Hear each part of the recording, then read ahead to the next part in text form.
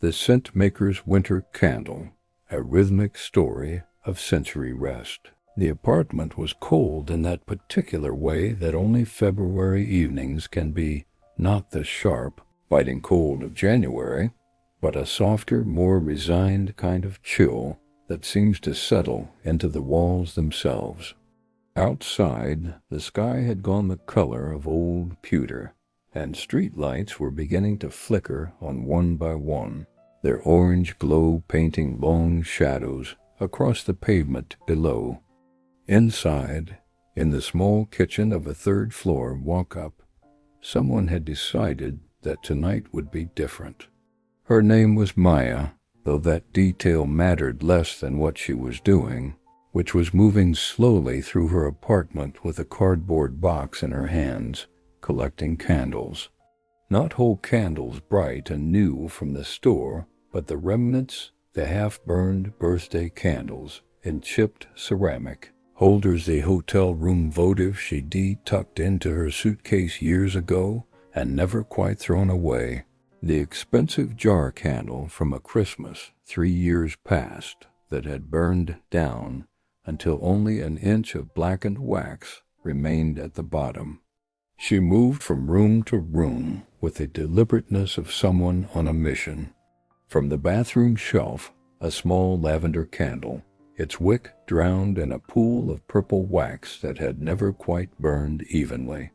From the bedroom windowsill, a pair of tea lights in metal tins, their wax cracked and yellowed with age. From the living room bookshelf, tucked behind a stack of novels she'd been meaning to read, a squat vanilla candle that had been a housewarming gift from someone whose face she could barely remember now. Each candle went into the box with a soft thud or a gentle clink, and with each one Maya found herself pausing, just for a moment, to remember. The lavender had been from the spring she'd tried meditation, sitting cross-legged on her bathroom floor at 6 in the morning, trying to breathe her anxiety into something manageable. The vanilla had been from her first apartment alone, after the breakup when she'd burned it every single night just to have something alive and moving in the silence. The tea lights had been from a dinner party she'd hosted when she was still, trying to prove to everyone, including herself, that she was fine, that she was thriving, that she had it all together. She hadn't burned any of these candles in months. Some of them not in years. They'd just accumulated, the way objects do, becoming part of the landscape of her life until they were invisible. But tonight, standing in her kitchen with the box in her arms, Maya saw them differently. Not as remnants of things that were over, but as raw material, as possibility. The idea had come to her that afternoon, scrolling through one of those videos that the internet seems to serve up precisely when you need it, a person with calm hands and a soothing voice demonstrating how to melt down old candle stubs and create something new. The process had looked almost meditative. The careful breaking apart of old wax, the gentle heat, the slow transformation from solid to liquid to solid again. A small act of alchemy performed at a kitchen stove. Maya had watched the video 3 times, then gone to pull out the box. Now, as the evening deepened outside her windows, she spread newspaper across her kitchen table, the Sunday edition she'd been saving for exactly this kind of purpose, though she hadn't known what that purpose would be until now. The paper crinkled under her hands, and she smoothed it down, creating a workspace that felt intentional, almost ceremonial. From the cabinet above the stove, she retrieved her double boiler, or rather, the improvised version she'd created by nesting a metal mixing bowl over a saucepan of water. She filled the pan about 1/3 of the way, set it on the stove top, and turned the heat to low. The water would take a few minutes to begin steaming, and she wanted to be ready. On the table, she arranged her tools. a butter knife for prying out old wax and removing spent wicks, a pair of scissors for trimming, a metal spoon for stirring. She chose one from the back of her utensil drawer, an old thing with a slightly bent handle that she wouldn't mind dedicating to this purpose. And then, lined up like little soldiers in glass bottles, her essential oils: eucalyptus, pine, cedarwood, vanilla, and something labeled Fresh Rain that she bought on impulse from a farmer's market last summer. The centerpiece of her operation sat in the middle of the table, a heavy glass mason jar, the kind with thick walls and a wide mouth, clean and empty and waiting. She'd found it at a thrift store last week, though she hadn't known what she'd use it for at the time. Just something about its weight in her hand, its sturdiness, had made her tuck it under her arm and carry it to the register. Maya pulled out the first candle, the drowned lavender one, and began working the butter knife around its edges, loosening the wax from the ceramic holder. The wax came free in chunks, some still clinging stubbornly to the sides, and she placed each piece into the metal bowl. Then she pried out the old wick, a blackened strand of string stiffened with carbon, and dropped it into the small trash can she'd positioned by her elbow. Next came the vanilla candle, and this one required more work. The wax had hardened so completely at the bottom of its jar that she had to run hot water over the outside to loosen it, then slip the knife in, work it around the circumference like she was loosening a cake from a pan. When it finally came free, it emerged as a solid disc of cream-colored wax, smooth on top, rough and textured underneath where it had clung to the glass. She weighed it in her palm for a moment, this piece of her past. She could remember burning this candle on nights when the loneliness felt like a physical thing, a presence in the room with her. She'd light it and watch the flame, and somehow that small point of light had made the empty apartment feel less vast. It had done its job, and now it would do a new job. Into the bowl it went, along with chunks from the tea lights and a pale blue wax. She didn't remember the origin of it all. She worked methodically, breaking apart each candle, removing each wick, until the bowl was filled with a jumbled collection of wax pieces in different colors and sizes: cream and purple and blue and white, and a deep burgundy from a candle she vaguely remembered buying because it matched her fall decor. The water in the saucepan below had begun to simmer, sending up small wisps of steam, and Maya carefully positioned the bowl on top, watching as the bottom pieces of wax immediately began to soften at the edges where they touched the heated metal. And then she waited. This was the thing about making anything, she thought, pulling out a chair and sitting down at the table. It required patience. It required the willingness to be present for the slow parts, the in-between parts, the parts where nothing seemed to be happening, even though everything was happening just beneath the surface. She watched the wax begin to melt. It started at the edges of each piece, going glossy and soft, and then the melting crept inward. The different colors began to bleed into each other, the purple lavender swirling into the cream vanilla, the burgundy streaking through the pale blue like veins. It should have been ugly, this muddy mixing of colors, but somehow it wasn't. It was honest. It was all of her past year, maybe all of her past several years, becoming something unified. The first real sound of the process came about 10 minutes in, a soft hiss as a piece of wax released a small pocket of air it had been holding. Maya leaned forward, listening. There was something almost alive about that sound, something that made her think of breathing, of sighing, of letting go. She picked up the metal spoon and gave the wax a gentle stir, and it responded with a thick, sluggish movement, not quite liquid yet, but no longer solid. Chocolate melting, she thought, or honey being warmed, something transforming from one state into another, caught in that liminal space between what it was and what it would become.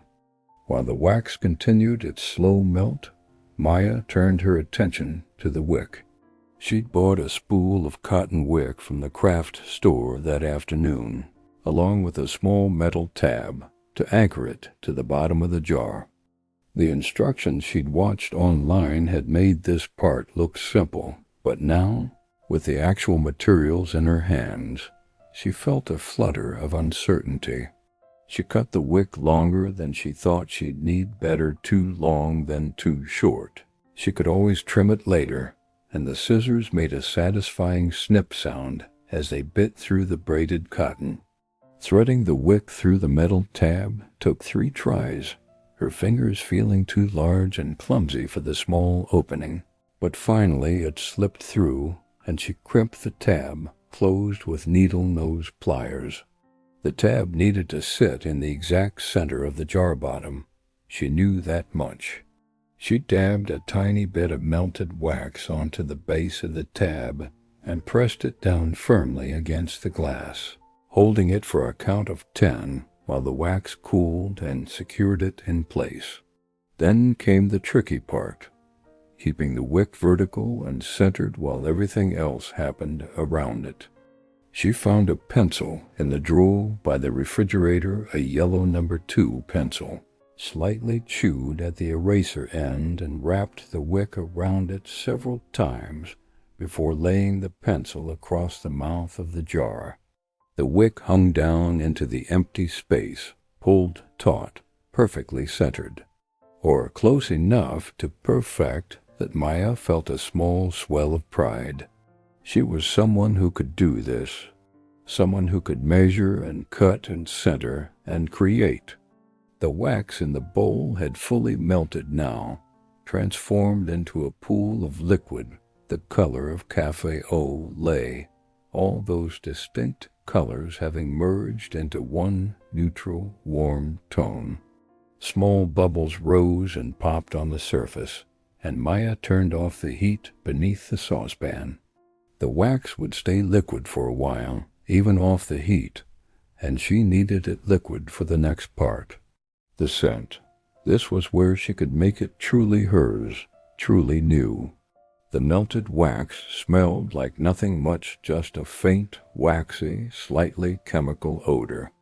A blank canvas waiting for her to add the notes that would define it, that would fill her apartment when she finally lit this candle for the first time. Maya uncapped the eucalyptus oil and held it to her nose. Sharp, clean, medicinal. It made her think of winter forests and cold clarity. She set it aside and reached for the bottle labeled Fresh Rain. This one smelled green and slightly sweet, like the air after a thunderstorm. An idea was forming, something she was calling in her mind forest rain. The eucalyptus for crispness, the rain scent for softness, maybe a touch of pine to deepen it, and vanilla to smooth out any harsh edges. She counted out drops of eucalyptus into the melted wax, 5, 6, 7, and picked up the metal spoon to stir. The clink, clink, clink of metal against metal rang out as she mixed, a rhythmic sound that felt almost musical. She added the Fresh Rain scent next, 10 drops because the bottle said it was more subtle, and stirred again. Clink dash clink dash clink. Maya lifted the spoon and brought it close to her face, inhaling. Her eyes watered immediately. That wasn't rain. That wasn't forest. That was, she sniffed again, unable to believe what her nose was telling her. That was pickles. Strong pickles. The kind that come in a jar from the deli, swimming in vinegar and dill and garlic. Oh no, she said aloud to the empty kitchen. Oh no, no, no. She sniffed the wax again, hoping she'd been wrong, but no, the smell was unmistakable and overwhelming. Extra strong pickles with perhaps a note of hospital disinfectant. Whatever fresh rain was supposed to smell like when combined with eucalyptus, it had created something that smelled like a very clean pickle factory. For a moment, Maya just sat there, spoon in hand, staring at her melted wax with its terrible smell, and then, surprising herself, she started to laugh. Not the kind of laugh that's really crying or the bitter laugh of frustration, but real laughter, the kind that starts in your belly and bubbles up until you have to put the spoon down and press your hand to your mouth. The kind of laugh that makes your shoulders shake and your eyes crinkle and leaves you breathless. She'd been so careful, so precise, and she'd created pickle candle. Maya stood up and went to the window, pushing it open despite the February cold, and immediately the smell began to dissipate, replaced by fresh air that made her skin prickle with goosebumps. She left the window open and returned to the table, looking at her pot of pickle-scented wax, and felt another wave of laughter threaten to overtake her. This was what happened when you tried. Sometimes you made mistakes. Sometimes you counted wrong or mixed wrong, or your fresh rain was actually some terrible chemistry experiment waiting to happen. And you could either let it ruin everything, or you could laugh and start again. She chose to start again. Maya poured the pickle wax down the sink with the hot water running, washing away her first attempt. The bowl went back on the stove with fresh candle pieces she had plenty left in her collection box. The water went back to simmering. The wax began once more to melt, and this time Maya was wiser. She left the eucalyptus and the fresh rain sitting on the counter well away from her workspace.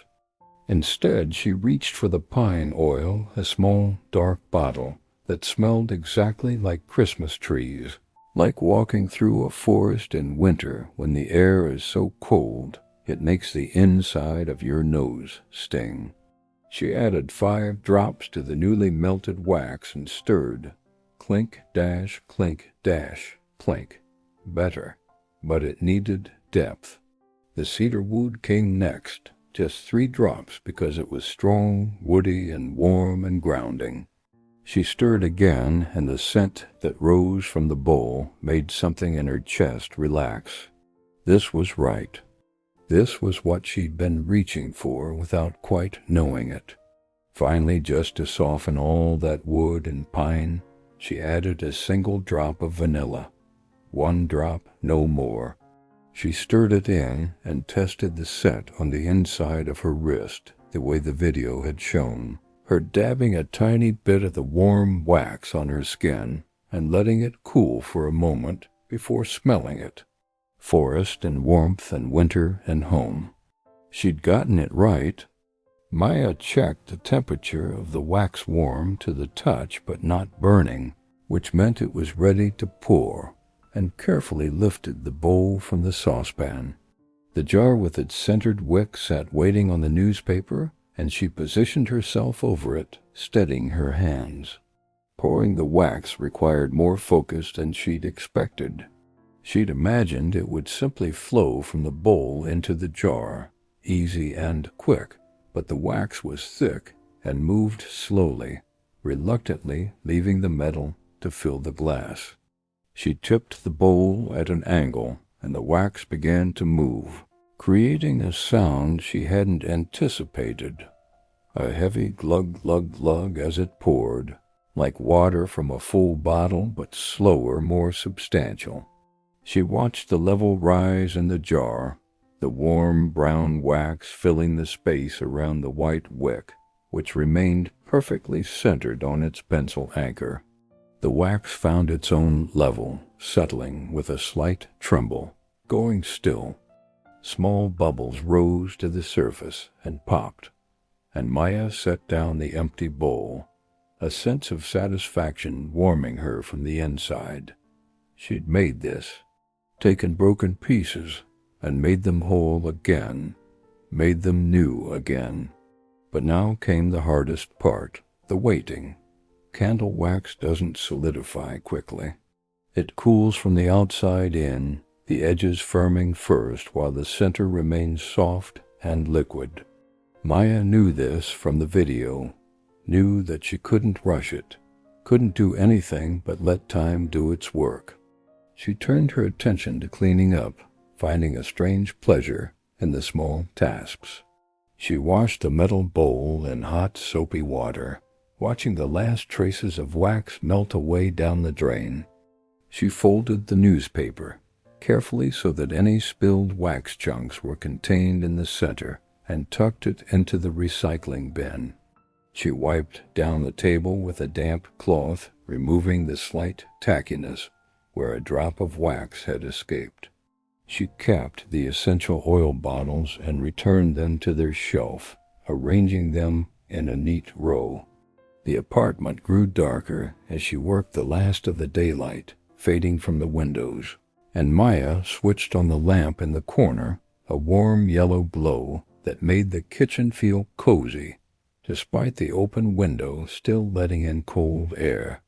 Every few minutes, she found herself drifting back to the table to check the candle.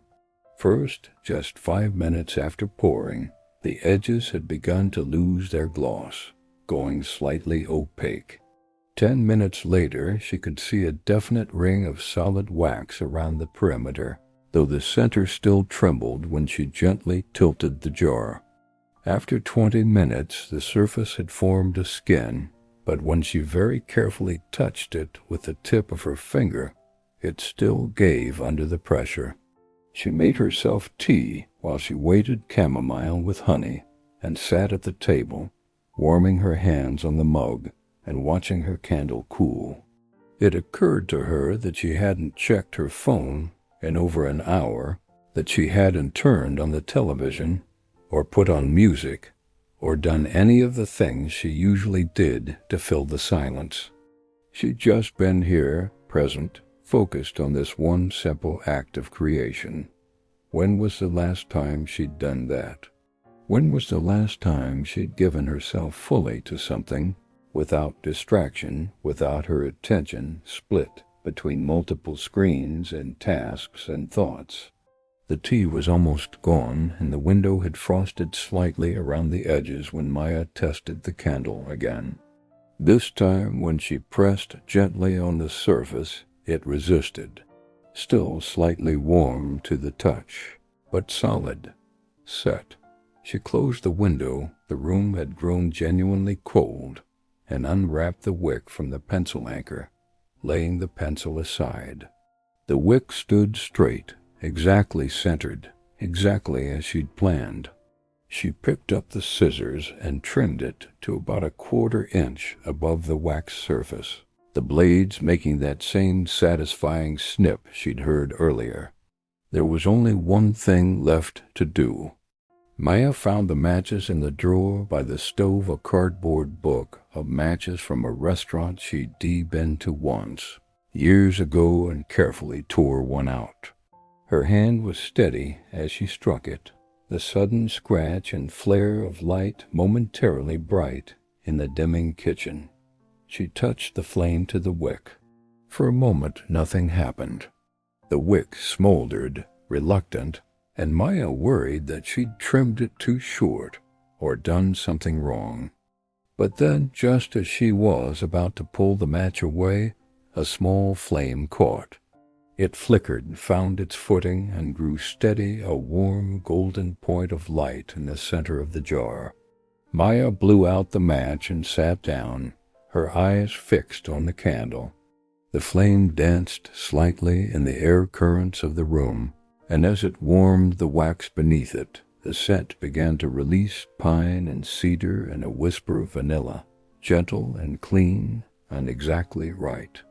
The light reflected off the thick glass of the jar, creating small prisms and shadows, and Maya could see her own face reflected in the darkened window behind the table, illuminated by this light she'd made from broken pieces, from things she'd thought were used up, finished, done.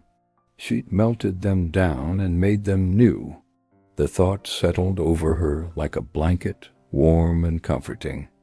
Nothing in her life was truly used up. Not the hard seasons, not the lonely nights, not the mistakes or the false starts, or the relationships that had ended. They were all just wax, waiting to be melted down, waiting to be reformed into something that could provide light. She was both the broken candles and the candle maker, both the raw material and the hands doing the work. She could take everything she'd been through, every hurt, every lesson, every moment that had left its mark, and transform it. Not erase it, not pretend it hadn't happened, but reshape it into something useful, something warm, something that could light her way forward. The candle burned steadily on the clean table, its scent filling the small kitchen, and Maya sat in its glow, feeling something shift and settle deep in her chest. A kind of peace, a kind of knowing. She thought about the pickle candle, the one she'd poured down the drain, and smiled. Even the failures were just information, just lessons in what didn't work, clearing the path for what did. The pickle candle had been necessary to get to this candle, the one burning now, the one that smelled like winter forests and felt like home. Outside, the city continued its evening routines, cars passing, lights turning on in windows, people moving through their own nights. But here, in this third-floor kitchen, time had gone soft and slow.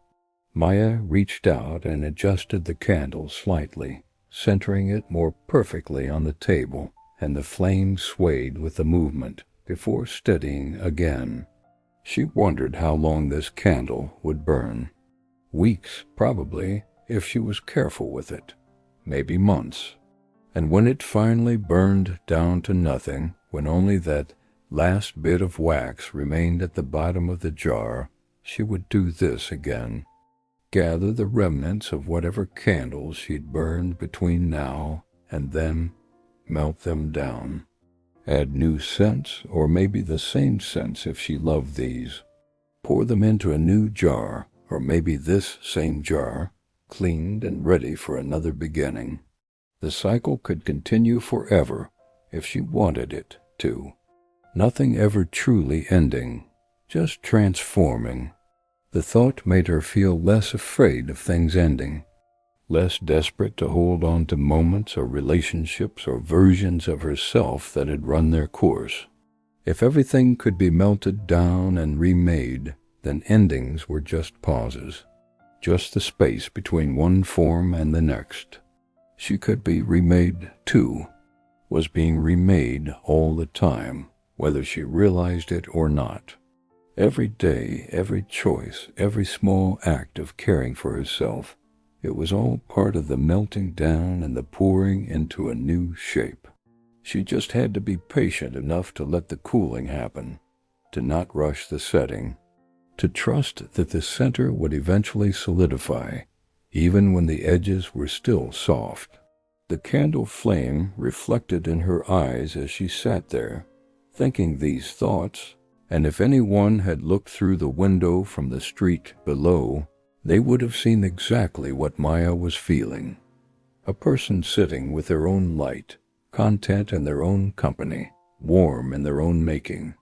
The kitchen had grown fully dark now, except for the candle and the corner lamp, and Maya realized she'd been sitting here for almost an hour. Just sitting, just being, just watching her candle burn. No phone, no television, no distraction. Just this. When was the last time she'd given herself this? This simple gift of presence? She made a mental note to do this more often. Not just the candle making, though, she would definitely do that again. was already thinking about what scents she might try next time, but the sitting with herself, the being alone without being lonely, the creating just for the sake of creating, just for the quiet joy of taking something broken and making it whole. The wax around the wick had begun to melt into a small pool, the liquid catching and reflecting the light, and Maya watched the flame flicker in that pool of gold. She thought about how fire needed fuel, how the candle consumed itself to make light, how that wasn't sad or destructive, but just the nature of burning, the nature of giving warmth. Maybe people were like that too. Maybe you had to be willing to let parts of yourself burn away, the parts that didn't serve you anymore, the beliefs that kept you small, the fears that kept you stuck, to make room for new light, new warmth, new growth. The melting down wasn't the ending. It was the beginning. Maya stood up slowly, her legs slightly stiff from sitting, and stretched. She left the candle burning on the table and moved to the kitchen counter, pulling out the ingredients for a simple dinner. As she chopped vegetables and boiled water for pasta, the candle continued its steady burn behind her, and the scent of pine and cedar wrapped around her like a promise. She could do this. She could take all the broken, used-up pieces of her life and make something that glowed. She already had. The pasta water came to a boil, and Maya added the noodles, stirring them gently, watching them soften in the heat. Another transformation. Another thing becoming what it was meant to be through the application of warmth and time. She thought about her life before this apartment, before the breakup, before all the difficult seasons that had left her with a box full of half-burned candles and a tendency to just make do instead of making new. She thought about the person she'd been, then always looking to someone else to provide the light, the warmth, the sense that everything was okay. That person had needed to melt down too, needed to let go of the shape she'd been holding and become something new, something that could make her own light. And here she was making it. The pasta finished cooking, and Maya drained it, mixed it with olive oil and the vegetables she'd sautéed, and carried her bowl to the table. She sat down in front of her candle and ate slowly, savoring each bite, the scent of her dinner mingling with the scent of pine and cedar in a way that felt like the most basic, essential version of taking care of herself. Food and warmth and light. Simple things she could provide for herself. When the bowl was empty, Maya washed it and set it in the dish drainer, then returned to the table. The candle had burned down maybe half an inch, the pool of liquid wax around the wick growing slightly larger. She watched it for a long moment, then gently blew it out. The smoke rose in a thin gray line, carrying the scent with it, and the room suddenly felt much darker without that small point of light. But Maya knew the candle would be there tomorrow, and the day after that, and all the days until it burned down completely. And then she would make another one. She picked up the jar still warm from the flame and carried it to her bedside table, setting it down carefully.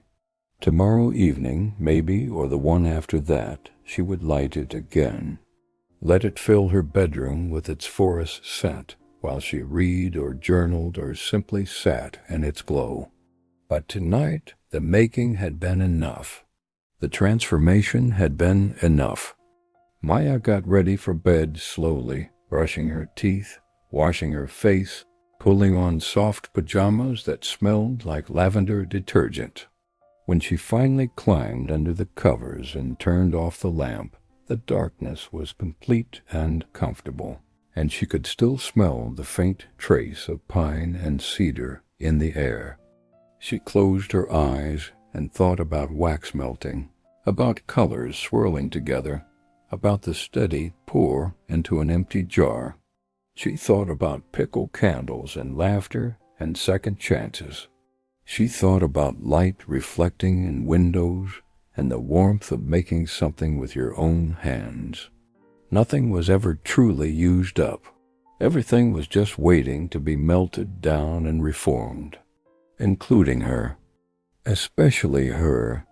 Maya's breathing slowed and deepened, and the last thought that drifted through her mind before sleep took her was this: tomorrow, when she woke, the candle would still be there on her bedside table, solid, whole, ready to be lit whenever she needed it. She'd made that. She could make it again. She could make anything. If this story resonated with you, if it brought you even a moment of peace or a gentle reminder of your own ability to transform what is broken into something beautiful, please consider showing your support with a like and subscribe to Deep Sleep Stories Hub for more quiet nights and restful journeys.